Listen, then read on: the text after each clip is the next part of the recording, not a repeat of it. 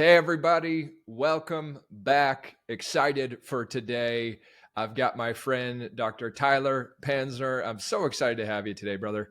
We're going to have a great chat today. Absolutely. Thank you so much for having me on. Looking forward to sharing my unique take on health and wellness, but also, how understanding your cells, how they work, can really help you fight against the current for personal growth, personal development. Yeah, I'm excited about it too.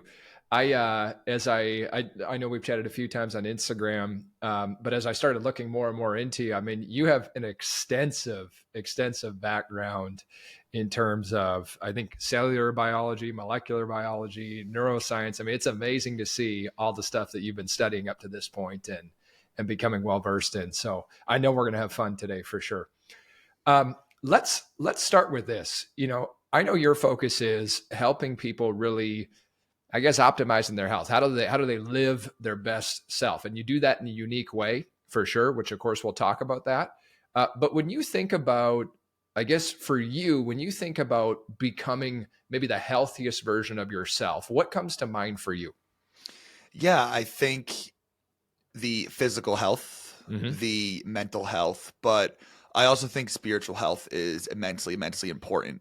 Hmm. I think that that's tragically overlooked, and without a doubt, your mindset, the power of placebo, the power of nocebo. So if you think bad things are going to happen to you, Hmm. this has been well documented. People can literally increase inflammation in their body just by being told that something will cause inflammation when in reality it's water. So Mm. it's really, really profound. Those are the three pillars, I think. And you could kind of break those up into good nutrition, daily Hmm. movement, daily sun exposure. I do think the sun is kind of wrongly demonized. We do need controlled, unprotected sun exposure. Hmm. Sunburn is the enemy, Mm. but I started out once I'm in New York. So once winter ends, I'll start with just three to 4 minutes, shirt off in the sun, walk and slowly build that up over time. I think that's very important.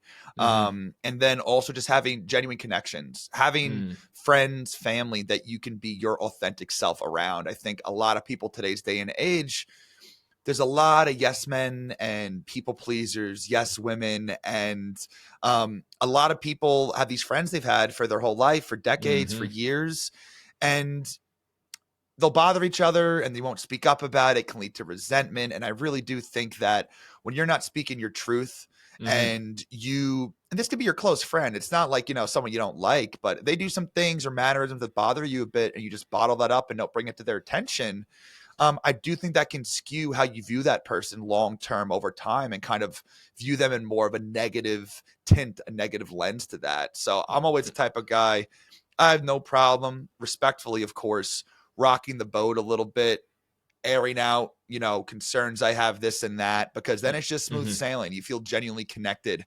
And that genuine connection with others, I think, is a huge component of overall health. Mm, I love it, man. I'm curious if we can jump right into this stuff. I've been fascinated by Dispenza's work for a long time, so I know a little bit about it. Nowhere near the degree that we're going to be able to talk about today, but I do want to hear, as you brought up, maybe not living authentically. There's negative emotions that come along with that, right? And various ones, people could experience different ones. What, in terms of a physiological level and what's or biological, what's going on in our body? Let's say you're experiencing, maybe something like guilt, regret, frustration. Can you talk a bit about just maybe even not living authentically, not just what that does emotionally, but what's actually happening internally? Yeah, absolutely. So the first thing is bottling these things up can cause just stress. So Hmm. you can just feel anxious. What's literally happening there is that your genes that are releasing cortisol or adrenaline are helping you clear these stress molecules. Hmm. They can be flipped on and off. Mm. So that's what's called epigenetics. That's what Joe Dispenza studies. We'll get into my focus is genetics, but I'm deeply involved. I believe in the epigenetic side Hmm. as well. Hmm. So you can have the anxiety, those types of feelings come up, but over time as well, and this is an emerging area of research. Um, it's thought that the muscle fascia, the fascia in your body, in between the muscle and the skin, um, can hang on to that. There's been, I forgot who is the author of the book, The Body Keeps the Score, but basically it's a type of form of miniature trauma, if you will, not living your authentic self. And usually that could stem back to childhood. Your feelings were kind of dismissed, some of your needs weren't met. So you're used to kind of just internalizing these things and hanging on to that. And over time, that causes changes. Like I mentioned, things like cortisol. We all say how stress kills.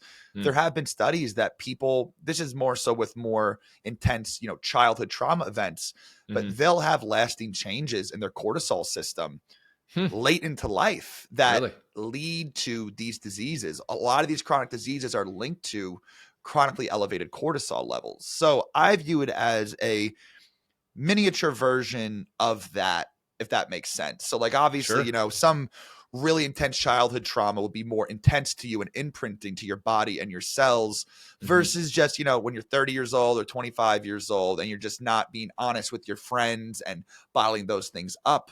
But I believe usually the people that are most likely to bottle those things up most likely experience some of these similar traumas growing up. So it's not like it just started at that point in their life. It's usually cumulative over time. Usually people have an easier time speaking up or they don't. It's a muscle. I do think you could train these things, neuroplasticity. Joe Dispenza talks about that as well. But overall, it's basically the switching on of stress genes. And when you're stressed, there's a lot of cortisol that actually blocks something called a natural killer cell. That's your body's first line of defense against infections, pathogens, cancers, etc. So if you have high cortisol, you're going to turn that off. That's your first line of defense to clear out these pathogens and infections and cancers. So think about living with that chronically high stress due to these internalization of problems and not speaking your truth. It makes sense that the increased stress, increased traumatic events has been directly linked to various different diseases, cancers, Alzheimer's, depression, osteoporosis. And I think the literature will only continue to demonstrate that over time. It's amazing, man. It's so amazing. I think most people, even if they're not really into the subject, would agree that, stress is doing some damage. There's no doubt, right? But when you break it down like that, I had no idea about that their primary line of defense is, you say it's basically blocked out when cortisol's going. Exactly. Wow. And there are other immune cells that kind of pick up the slack. Yeah. But at the end of the day, it's called a natural killer cell for a reason. Like that's literally the first line, the first immune cell that can identify and destroy these things. I studied cancer in my PhD. It starts from one cell that goes rogue. So we're actually, believe it or not, constantly having cells mutate after we're born. That's the initiation of cancer. And our immune system will normally cleanse those out. The natural killer cells will target them. So they'll be programmed to be destroyed. So we're technically kind of always forming cancer cells. It's just when that ability to recognize and destroy them or remove them or prune them is probably a better word. Once that ability is decreased, which again, I think is linked to the high cortisol, chronically higher stress levels, that's when they can go awry and go rogue and grow into those. Like a tumor is millions and billions of an initial cancer cell that started from one cell going rogue. Is there a way, so, if we mitigate stress, which we'll come back to later here, of course, that's going to help. Is there a way to increase those natural killer cells? Yeah. So, and this is kind of where, like, kind of what I do focuses on looking at people's genetics and figuring out which nutrients do your cells actually need more of. Now, is there a supplement that specifically boosts just natural killer cells? I'm not so much aware of that. But rather than thinking about how do I get more of them, I think the better question is, how do I make them work better? And these mutations that we have, you got some from mom, got some from dad, sperm meets egg, and then that's you, that zygote, that single cell organism that grows into you. All of your cells have these same mutations. So the mutations that may be making your brain cells not work as well, maybe leading to brain fog, depression, anxiety. These can also be leading to immunodeficiency or inflammation or autoimmunity over time as well. The one thing I've realized understanding cell biology is pretty much everything affects everything. I mentioned I could help from so many different things, from anxiety and stress to low mood to joints to gut issues. But really, I'm only doing one thing. I'm just giving the cells more of what they genetically have a higher hunger for, and what things Mm-hmm. are they sensitive to, and avoid those. So in reality, I'm doing one thing. Mm. But once you make the cells function optimally, they have all the juice, all the ingredients they need to do their thing. That's how they can kind of just do what they're meant to do and just be happy cells to make healthy organs to make happy, healthy people. Hmm.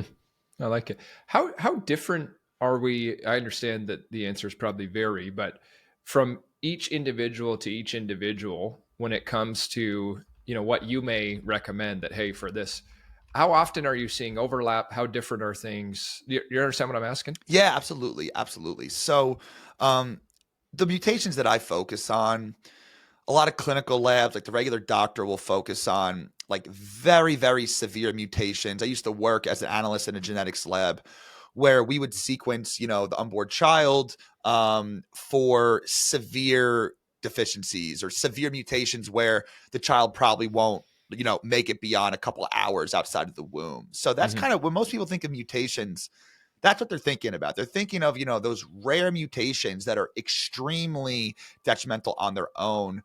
This is why what I call holistic genetic health optimization. I'm looking at things that are actually very, very common. It just depends. Do you have one mutation on that gene and it works 80% as well? Or do you Mm. have five and it works 10% as well? So Mm. the mutations itself, literally every human being has these mutations that I look at. And that's why I firmly believe every single human being could benefit from my workflow. It just depends on your current health status, Hmm.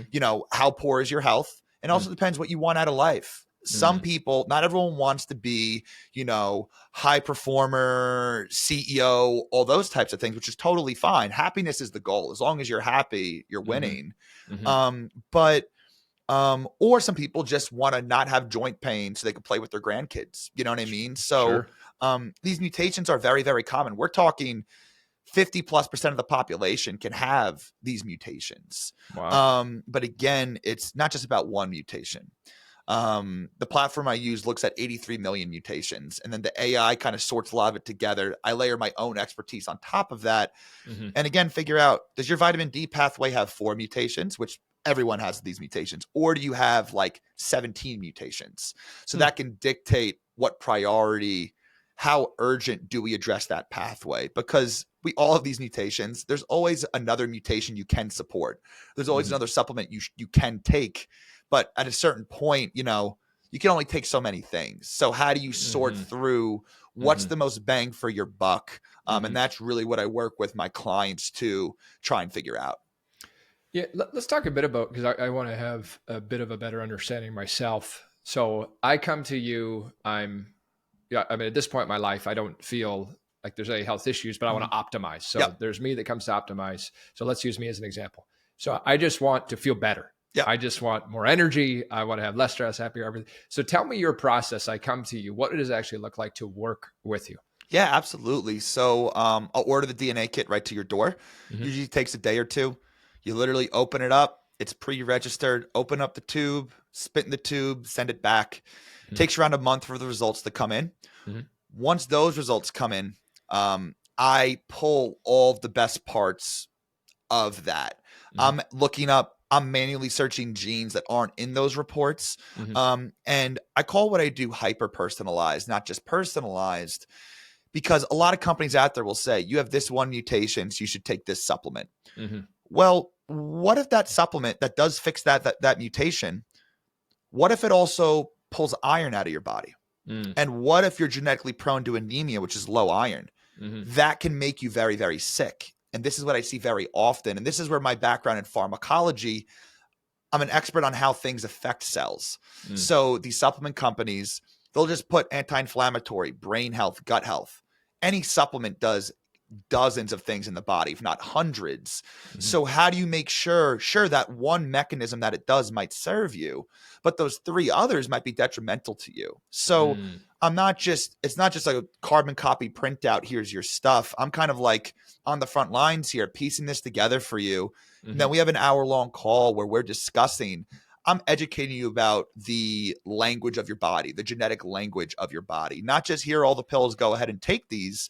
Hmm. And then as I'm explaining this and distilling it down, most of my clients are like, holy crap, I'm like, this mutation is linked to this, this, and that. They're like, oh my God, that's me, because Mm. it makes sense, because that is genetically hardwired to work too good, which can be a bad thing, or Mm-hmm. not good enough for your unique biology. Mm-hmm. So then we build vitamins, supplements. You'll get dozens of recommendations, but my Mm-hmm. goal is to only start you out on, maybe 6 to 8 things, individual ingredients. I don't want a lot of interactions, Mm-hmm. but yeah, and then you get diet recommendations, what foods may be called. People think diet is just processed garbage or healthy Mm-hmm. food, healthy greens. Mm-hmm. I'm sure some of you guys listening heard about the carnivore diet, where Mm-hmm. they say plant foods are really bad for you. Mm-hmm. Meat's the way to go. Mm-hmm. That depends on your genetics, how well you Mm-hmm. process these things. So it's Mm-hmm. very frustrating seeing people, bash all plants.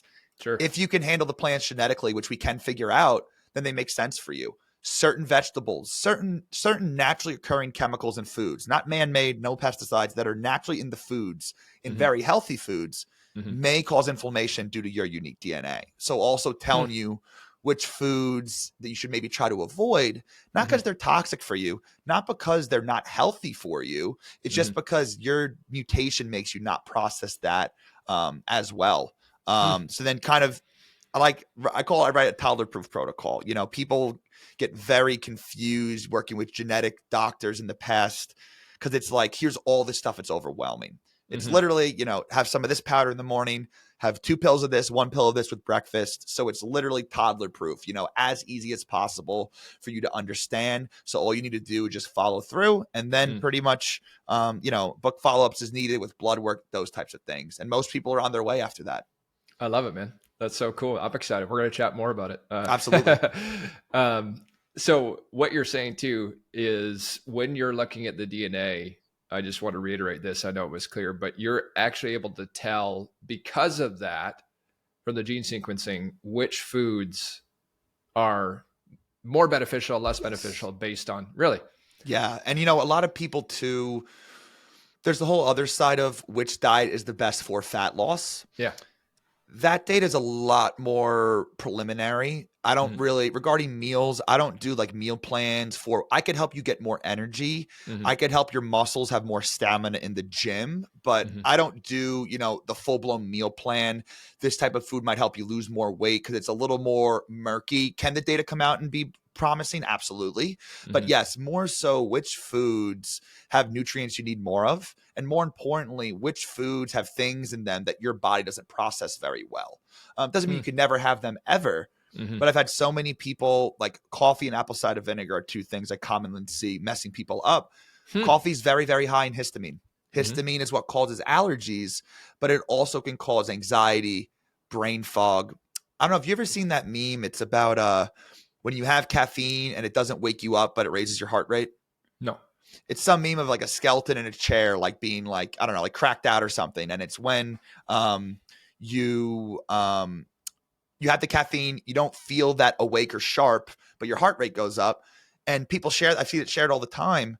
It's because it's very high in histamine. I can't break down histamine very well genetically.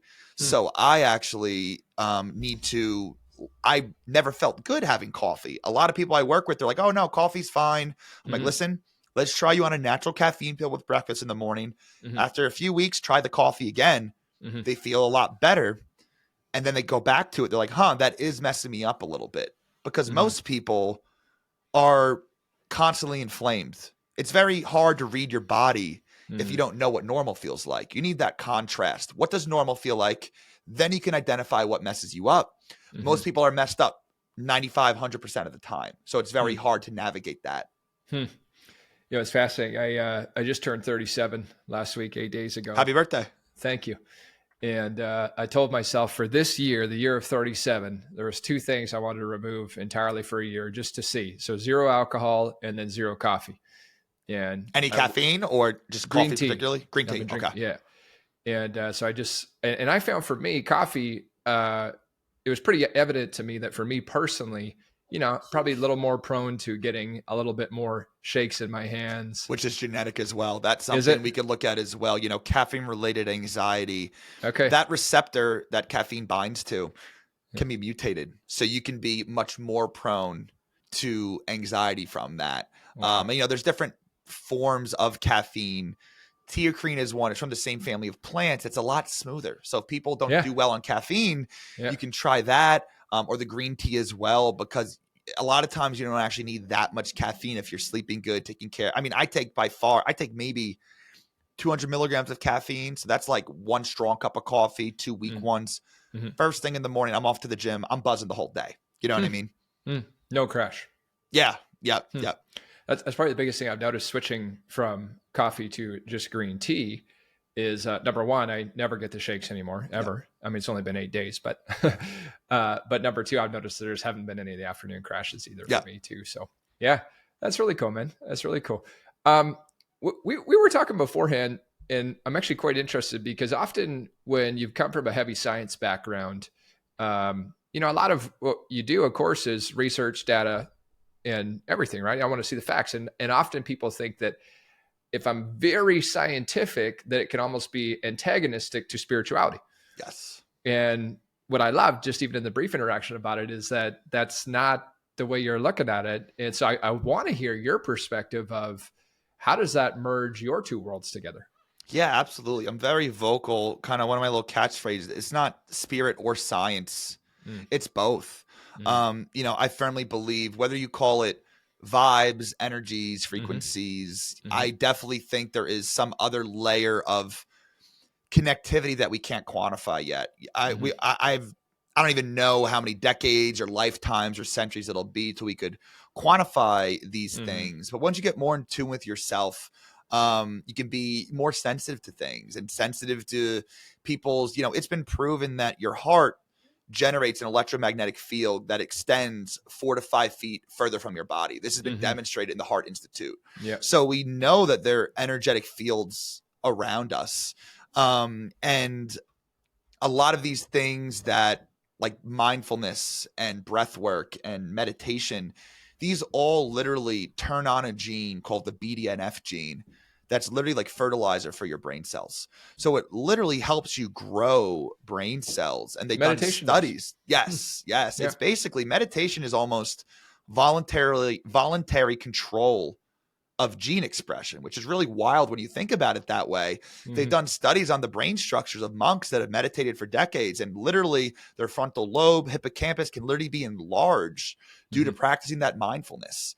I do think that having a connection with, I like calling it whatever it is, whether it's religion, whether it's just more open-ended spirituality, even if it's a connection with yourself. I think having faith and belief in something, I'm not here to tell you guys what you should believe in, but I do think having belief in something else, something bigger is very motivating. It can help you feel aligned. I think people that are really I grew up, not super religious, but you did Sunday school and stuff. I remember being a kid, hearing the priest talk, and you would get that kind of feeling of like a little bit like a euphoria feeling, hearing people preach. And honestly, now that I'm getting more into the personal development space, I feel that when I hear good speakers talk as well, like you feel that buzz. For sure you do. I think these are all interconnected because you're connecting to what I just call it right now. Not the sexiest name, but placeholder for now.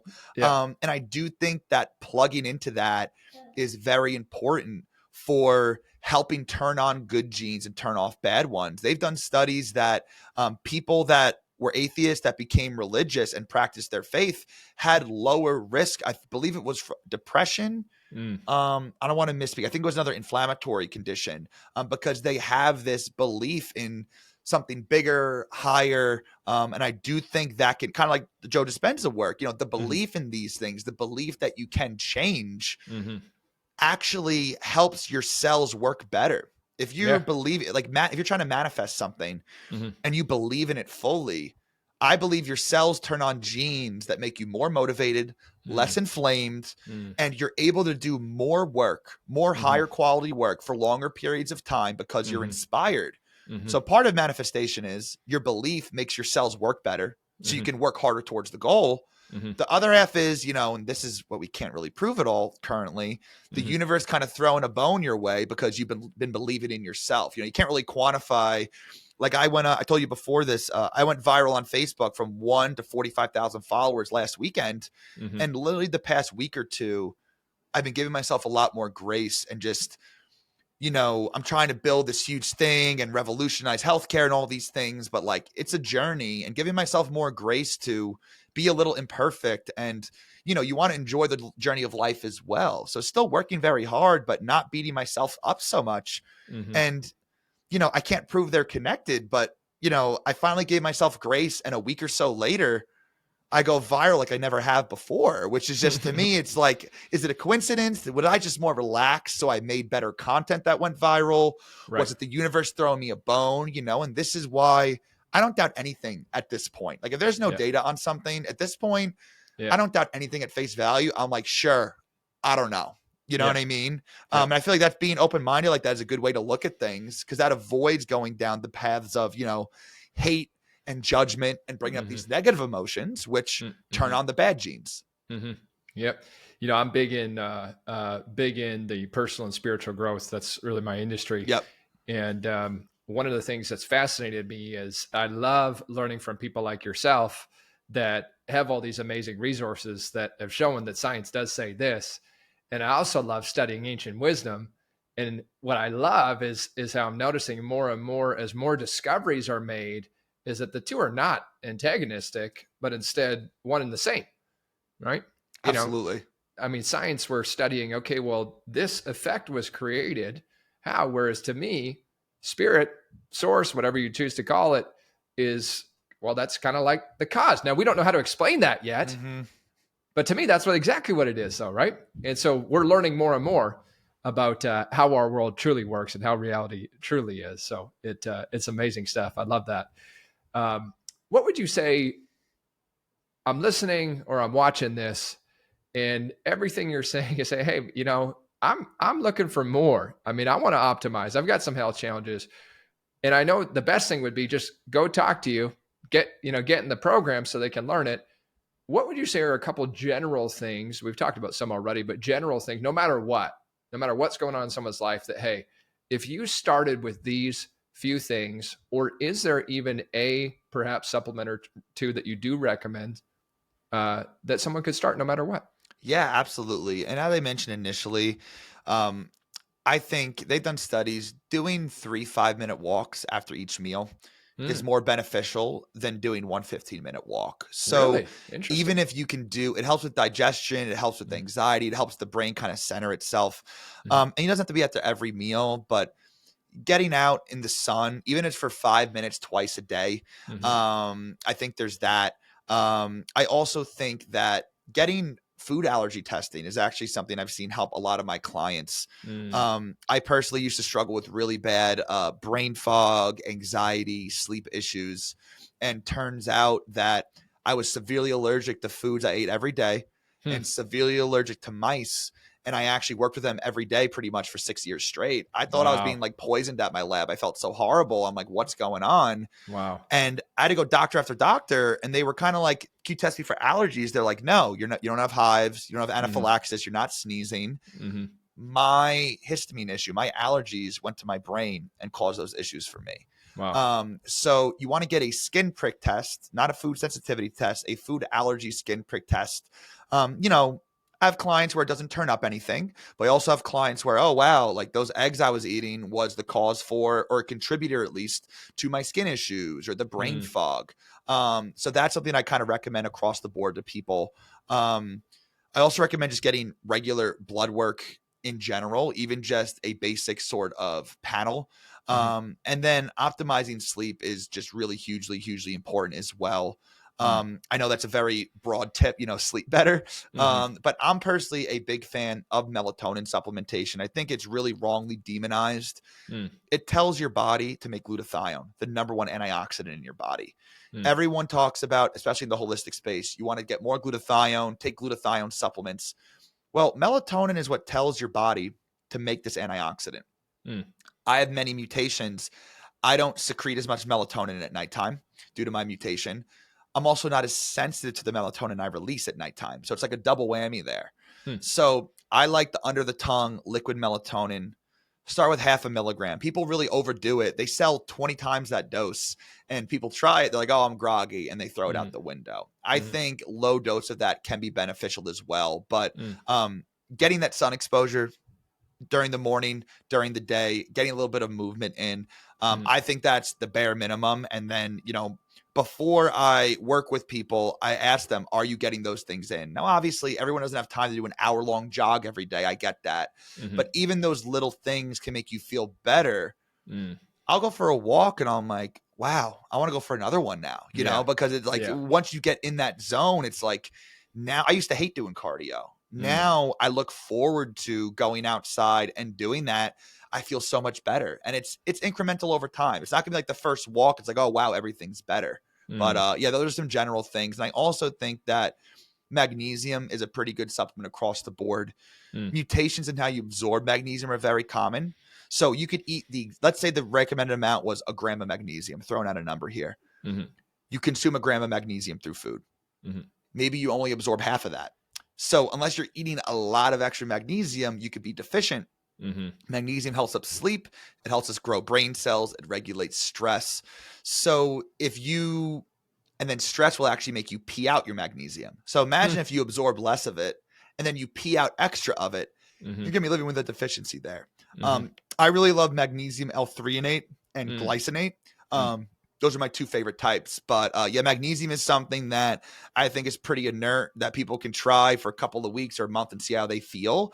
That mm, there's really a low risk of issues because mm. it's a mineral, but B, most people are deficient. I think they said over 50 to 60% of people are deficient, Mm, and that's using regular blood work standards. And I think a mm, lot of us know regular blood work, normal blood ranges aren't what's optimal, it's what's common. So if you're mm. deficient by the unhealthy normal American standards, 60% of people, how many are deficient from what's optimal? I would say Optimal. even Yeah. more, 60, 70, 80%. Yeah. That's amazing. I'm glad you specified the kinds. I've had a few different kinds and always wondered which magnesium, Yeah. The So, threonate definitely gets the brain much, much better. I took okay. glycinate for years. I benefited from that. But Yep. switching over, I noticed better mood regulation and especially better sleep. How with something like that, if we even magnesium as an example, typically how long is someone going to be taking that before they may start to notice some changes in their self? Yeah, so it honestly depends a lot on the individual. I remember Hmm. the evening I first started implementing that magnesium, Hmm. I was like, wow, I slept like a rock that night. Hmm. So it obviously depends on the supplement. Certain things can have more profound effects based on the mechanism by which they work, how they actually do what they do. Hmm. But people that I work with, if people don't have, like, I work with people with mold, Epstein-Barr virus, Lyme disease, heavy metals, those people, that's a little bit of a longer road. They may Sure. feel it could be months before they're feeling noted, like, wow, I'm a lot better. But when Yeah. I work with people that have, anxiety, low mood, brain fog, Hmm. I work with some people that within 1 to 3 days, they're like, wow, I am doing so much better because we Hmm. don't have to fight against that infection first. It's more Hmm. so nutrient deficiencies causing those issues, not some pathogen that's inside of the body causing those issues. So I'm one of those people. I'm very in tune with my body. I'm very sensitive to supplements. A lot of Hmm. people I work with are more sensitive to supplements, Hmm. and people can notice these things within a day, I would say, but very definitely highly variable. Cool. That's awesome, man. That's awesome. I would love to have this conversation go on for days. This stuff fascinates me. And I think we'll probably have another one of these too, which would be great. For now, though, in terms of people connecting with you, I know Instagram is kind of a great platform. Of course, Facebook just blew up for you too, so that's a Yep. great one. And I believe you can correct me if I'm wrong, but it's Doctor Tyler Panzer for your handle. Is that correct? Correct. No dot Okay. after the doctor. And Okay. then my website is just www.drtylerpanzer.com. Um, Also on Twitter and TikTok, I'm going to be expanding a little bit more into those. I'm on LinkedIn as well. I urge anyone listening, it's not just if you're incredibly sick. I Mm-hmm. work with a lot of people that, hey, I feel pretty good. I want to feel better. And what I like to Mm-hmm. tell people is You know that day when you sleep like a rock and like you feel like you're firing on all cylinders. And let's be real, like a 10 out of 10 day. And Hmm. let's be real, it's rare to have those very, very often, especially in today's world. But Hmm. what if I told you that 10 out of 10 day was only a 7 or 8 out of 10? So you feel Hmm. good. You're not Yeah. super, you don't have noticeable health issues. Right. But this is why I word what I do, health optimization. Yeah. I want to squeeze every last drop Yeah. out of my life. Obviously, I have bad days, I have bad weeks. That's part of life. But Hmm. overall, I want to enjoy every single moment as much as I possibly can. So that's Hmm. why I'm really on the search for true optimization. Why what I do is so detailed, nitty gritty, detailed focus, because Hmm. the devil's in the details. Hmm. So yeah, anyone feel free to reach out. I do free discovery calls. I know that this is a kind of a new take on things. A lot of people can't really comprehend how, that spit in the tube can help with all these different things. So I'll be happy to Hmm. explain that as well. Cool, man. I love it. Thank you so much for the time. Everybody connect with Tyler. And I know you enjoyed today. Make sure that you share this episode at least with one person. But I know there's so many people that could be benefiting from just what was shared today. Tyler, thanks for being here today, man. It was fun having a great chat with you. Absolutely. Thank you so much for having me. Hopefully we could do it again sometime. And thank you everyone for listening. Really hope you guys learned something of value. Awesome. Hey, everybody, listen, if you're new, make sure to subscribe, leave a quick comment or review. And thanks for being here as always.